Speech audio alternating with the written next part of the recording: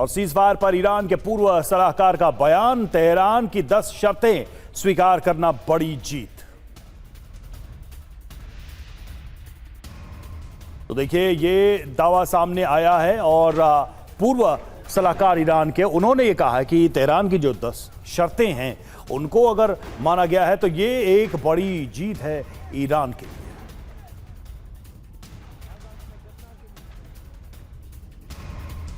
और Iran US cease fire पर अमेरिकी अधिकारी का भी दावा सामने आया है। दावे में क्या कहा गया है? इजरायल भी ईरान के साथ सीज फायर पर सहमत है। इजरायल भी ईरान पर बमबारी रोक देगा। ये यूएस भी इजरायल के ऊपर हमले हुए, इजरायल ने भी काउंटर मिसाइलें दागी हैं। और देखिए सीज फायर के बाद तेहरान में जश्न की तस्वीरें सामने आ रही हैं। तेहरान की सड़कों पर उतरे लोग, ईरानी झंडे के साथ जश्न मना रहे हैं लोग। तेहरान में लोगों के बीच जीत का जश्न।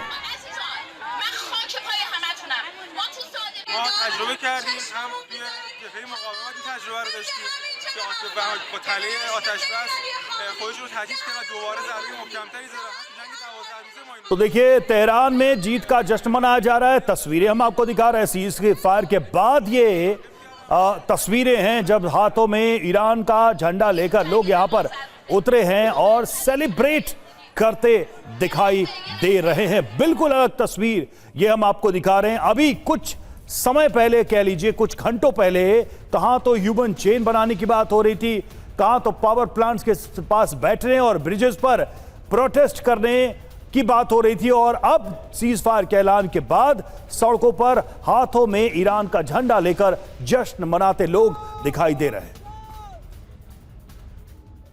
दूसरी तरफ आप देखिए कि रात के अंधेरे में ईरान में, तेहरान में लोग सड़कों पर उतरे, जश्न मना रहे हैं, हाथों में झंडा लिए हुए। ये वही जनता या ये वही पब्लिक है जो कुछ घंटे पहले ह्यूमन चेन बनाकर अपने पावर प्लांट ब्रिजेस को बचाने की बात कर रही थी।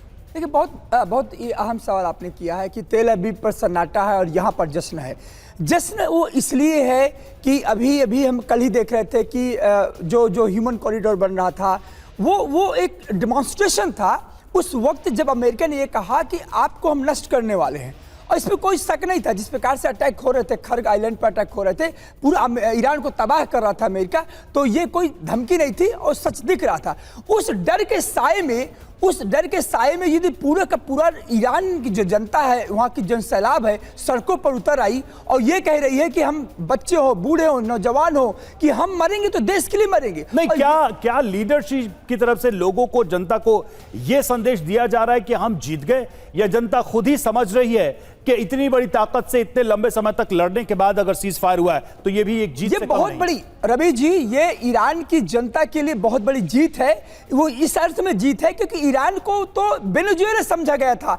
वो ट्रंप तो सोच के ही आया था कि रेड कारपेट होगी, शाह पहलवी वहां जाएंगे, मैं राज तिलक कर दूंगा, जनता, ईरान की जनता तख्ते पर रहेगी और अमेरिका अपने मिडिल ईस्ट में एक मजबूत स्तंभ स्थापित कर देगा। लेकिन ईरानी जनता ने साबित किया है कि आत्मगौरव कोई चीज होती है, अपने देश के प्रति प्रेम भी कुछ होता है। और उन्होंने साबित किया इस युद्ध में, हर बार वो जंग पर लड़े, हर बार भी सड़क पर आए। और कल की जो सीन थी ये इतिहास में दर्ज होगा, जब अमेरिका का राष्ट्रपति कहता है कि आपको मैं नष्ट कर दूंगा और 1 घंटे मात्र बाकी है, 8 बजे रात में अमेरिका ईरान को नेस्तनाबूद कर, उस समय जनता सड़क से बाहर निकलती है और कहती है कि हम खुले आसमान के नीचे खड़े हैं, हम तबाही के लिए खड़े, लेकिन ईरान को झुकने नहीं दी। यही जश्न है, ये उसी वीरता का, उसी साहस का है। और आज यदि इजराइल में सन्नाटा है तो इसलिए कि इजराइल को कुछ नहीं मिला, वो तो नष्ट करने आया था और अचानक अमेरिका ने कह दिया कि सीज फायर हो गया।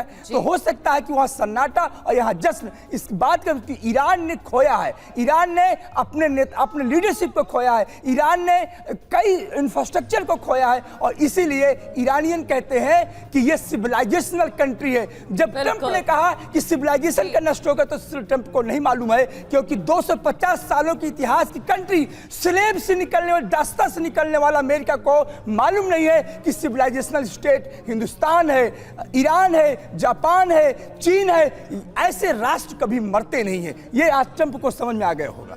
बिल्कुल संदीप सर, और इस वजह से जो इजराइल की नाराजगी है या फिर वो खुश नहीं है, वो साफ तौर पर नजर आ रहा है। अमेरिका ईरान के बीच शुक्रवार को वार्ता होनी है। बड़ी खबर है, अमेरिका ईरान के बीच शुक्रवार को बात होनी है। 10 अप्रैल को इस्लामाबाद में बातचीत होगी।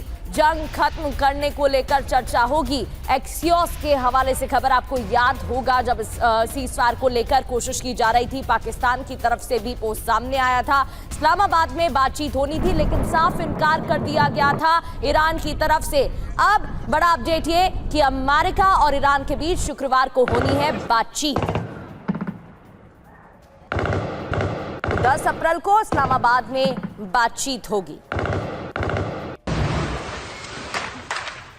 तो देखिए, 2 हफ्ते के लिए सीज़फायर का ऐलान किया गया। ऐसे में ईरान की 10 शर्तें क्या हैं, इसको भी जल्दी से समझने की कोशिश करते हैं। पहली शर्त यह है कि हॉर्मुज स्ट्रेट खोलने पर सहमति बनी है, लेकिन विद कंडीशंस, इसमें शर्तें शामिल रहेंगी।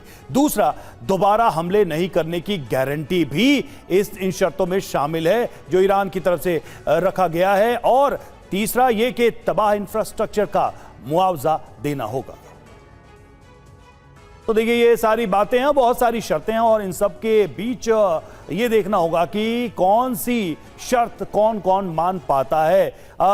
विक्रमजीत सिंह सर, संदीप सर तो काफी जोश में ये बात कह रहे थे कि ये सभ्यताओं की लड़ाई थी और इसमें कौन कौन सी सभ्यताएं थी। हालांकि इजराइल को उन्होंने सभ्यता में काउंट नहीं किया, जबकि इजराइल भी कहता है कि हम प्राचीन सभ्यताओं में से एक है।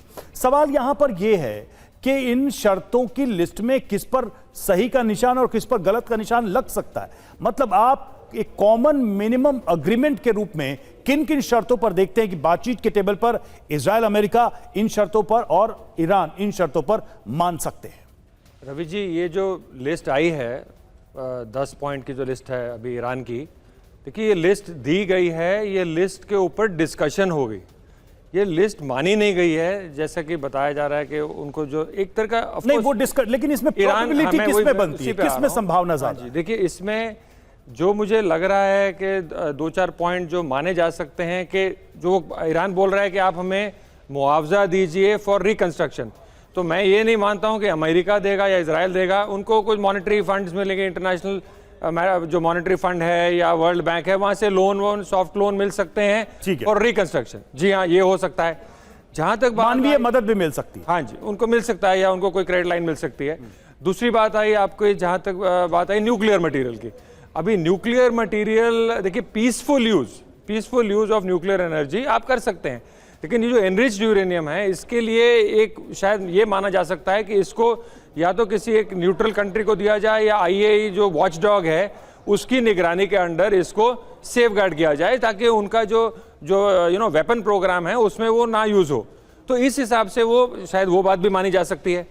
जहां तक बात आई कि आपके जो मिलिट्री बेसिस हैं आपके मिडल ईस्ट में, आप उनको हटाइए, अब ये तो बहुत ही एक बहुत ही कॉम्प्लेक्स सिचुएशन है। जैसे हमने बोला कि मिडल ईस्ट का ऑर्डर ही बदलने वाला है, उस सिचुएशन में ये सिर्फ इजराइल और अमेरिका का डिसीजन नहीं रह जाता। प्रॉक्सीज को लेकर कोई एग्रीमेंट बन सकता है। और प्रॉक्सीज की जहां तक बात आई, प्रॉक्सीज का देखिए, प्रॉक्सीज जब आपने ईरान के साथ ही एग्रीमेंट कर लिया है कि आप नहीं कुछ आप अटैक नहीं करेंगे, आप हमारी शर्तें मानेंगे, तो ऑब्वियसली प्रॉक्सीज को भी ईरान ही कंट्रोल कर रहा है। लेकिन एग्रीमेंट के बाद भी तो 7 अक्टूबर का अटैक हुआ, प्रॉक्सीज ही थे उसके। वो भी मेरा सवाल था रवि जी, लास्ट टाइम मैंने वही पूछा था कि ऐसा क्यों हुआ। तो वो हालात ऐसे कुछ बिल्डअप हुए जो ये हुआ, अदरवाइज अगर वो चाहते जो अटैक हुआ था उसको कंट्रोल कर देते, वो युद्ध जो है 3 साल ना चलता। सो ये उनके ऊपर कंट्रोल नियंत्रण हो सकता है यदि इजराइल भी अग्रेशन ना करे। तो ये दोनों तरफ से थोड़ा सा गिव एंड टेक होगा। मैं समझ रहा हूं कि 10 पॉइंट जो दिए गए हैं ये सारे अज्यूम कर लेना कि वो मान लिए जाएंगे, ऐसा नहीं होगा, लेकिन जी हाँ, गिव एंड टेक होगा। शायद इन पॉइंट्स में भी थोड़ी सी चीजें मान ली जाएंगी, पार्शियल एग्रीमेंट हो जाएगा और फिर ये वार्ता आगे बढ़ सकती है। लेकिन अच्छी बात यह है कि एटलीस्ट कुछ टेबल पे बात करने योग्य चीज सामने आई है, जो कि हम पहले से ही कह रहे थे कि ये जो है बूट्स ऑन ग्राउंड से इसका सोल्यूशन नहीं निकलेगा, ये इसका सोल्यूशन आपका वार्ता से ही निकलेगा। रवि जी बिल्कुल, और 10 अप्रैल को अब वार्ता होनी भी है, तो फिर क्या परिणाम उसके होते हैं, क्या कोई सोल्यूशन निकल पाएगा, देखने वाली बात रहेगी। सीज फायर पर अमेरिकी सांसद के सवाल आपको बताते हैं। ईरान युद्ध ट्रंप का मूर्खतापूर्ण निर्णय है। पहले संकट पैदा करते हैं डोनाल्ड ट्रंप और फिर हल करते हैं। अमेरिकी सांसद यास्मीन अंसारी ने सवाल उठाए हैं। इससे पहले भी उनकी तरफ से विरोध किया गया था, युद्ध को लेकर नाराजगी जताई गई थी। जो CNN के हवाले से रेटिंग सामने आई थी उसमें भी लोकप्रियता में डोनाल्ड ट्रंप को लेकर गिरावट देखने को मिली थी। अब सीज फायर पर अमेरिकी सांसद ने सवाल उठाते हुए कहा कि ईरान युद्ध ट्रंप का मूर्खतापूर्ण निर्णय है। पहले वो खुद संकट पैदा करते हैं और फिर हल करते हैं। DS त्रिपाठी सर, इसमें तो कोई शक नहीं है कि डोनाल्ड ट्रंप ने सोचा था कि ये जंग ज्यादा खिंचने वाली नहीं है और उसी विजन के साथ, मिशन के साथ यह हमला किया गया था, लेकिन हुआ क्या? बिल्कुल ही उल्टा।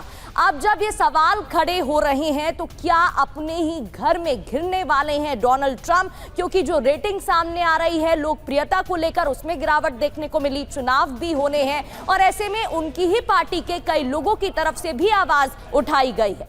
बिल्कुल प्रगति, देखिए ट्रंप ने जब अपनी प्रेसिडेंसी रिज्यूम की थी पिछले साल, तो उन्होंने कहा था कि मैं एक ऐसा प्रेसिडेंट हूं कि जो लड़ाई नहीं करेंगे बल्कि जहां लड़ाई हो रही है उसको रोकेंगे।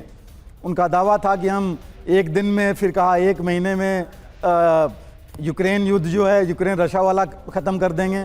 वहाँ भी वो फेल हो गए और यहाँ जो वो इतनी बुरी तरह फेल हुए हैं जो कि उन्होंने कल्पना तक नहीं की होगी ईरान के बारे में। इजराइल और हमास का भी देखिए, उन्होंने पहले ही आने से पहले पिछले साल प्रेसिडेंसी 20 जनवरी से पहले उन्होंने बोल दिया था कि हम इस लड़ाई को ख़त्म कर देंगे, लेकिन वो भी पूरा अभी तक ख़त्म नहीं हुआ है। वहाँ भी अभी लेबनान और फ़लस्तीन वहाँ चल ही रहा है। तो ये तो हर जगह फेल हो गए हैं और अपने यहाँ भी फेल हो गए हैं। इनके यहाँ देखिए, इनकी जो रेटिंग थी अभी 24-25% पर पहुँच गई है। क्या हालत है इनकी। 60 जो है अभी सेनेटर्स ने ऑलरेडी उन्होंने एक हस्ताक्षर अभियान चला दिया है। अब संख्या 70 है सर।